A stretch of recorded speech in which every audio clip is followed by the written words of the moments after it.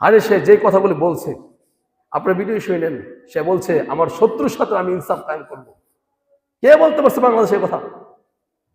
আমার শত্রুর সাথে আমি ইনসাফ কায়েম করব।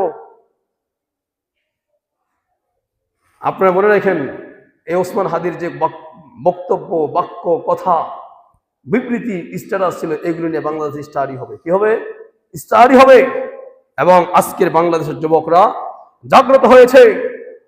এক আবু সাইদের রক্তের মাধ্যমে হাসিনার পতন হয়েছে, আরেক ইনশাআল্লাহ ওসমান হাদির রক্তের মাধ্যমে এদেশে বিপ্লবের, ইনসাফের সূচনা হবে। কথা বলেন ঠিক না বেঠিক? কথা বলতে হবে, আর চুপ থাকার সময় নাই।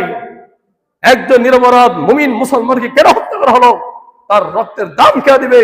এই বদলা আমরা নিবাই হবে ইনশাআল্লাহ। কথা বলেন ঠিক না বেঠিক? সহ্য করতে পারছি না, ঘুমাইতে পারি না কালকে রাত্রে। কিভাবে